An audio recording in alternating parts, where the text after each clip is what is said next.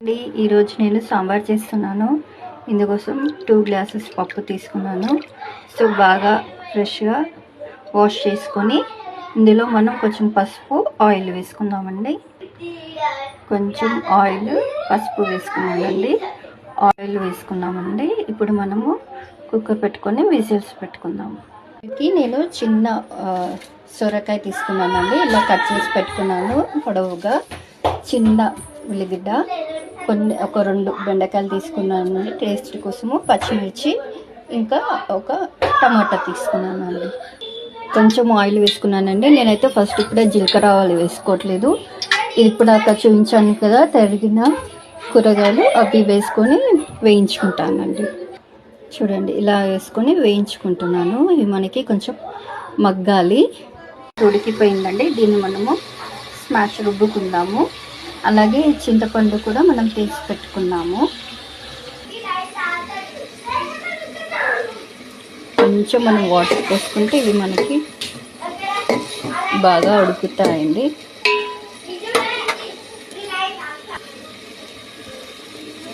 ఇలా ఇప్పుడు మనం దీంట్లో అల్లం వెల్లుల్లి పేస్ట్ వేసుకుందాం. కొంచెం వాటర్ అన్నీ కొంచెం మగ్గిందండి. అల్లం వెల్లుల్లి పేస్ట్ కూడా వేసుకున్నాను. ఇప్పుడు మనం దీంట్లో చింతపండు పులుసు పోసుకుందాం.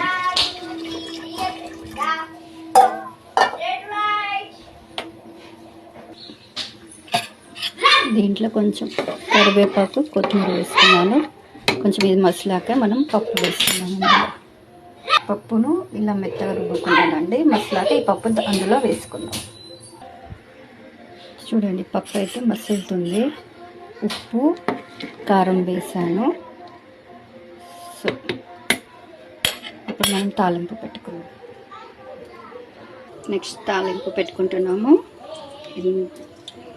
ఆయిల్ పోసుకున్నాను.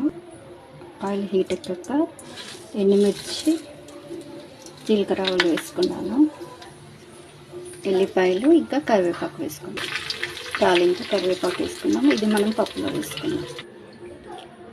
అయిపోయిందండి. తాలింపు పప్పులో వేసుకున్నాను.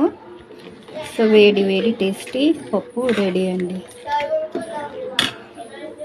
కూడా వేసుకోవచ్చు. అంటే పప్పు మనము ఫస్ట్ ఉడకబెట్టుకుంటాం కదా, అందులో కొంచెం జీలకర్ర వెల్లిపాయలు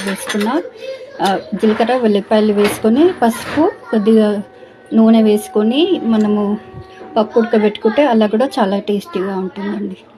చూడండి, ఇంత ఈజీగా పప్పు చారు అయితే రెడీ అయిపోయింది నా స్టైల్లో.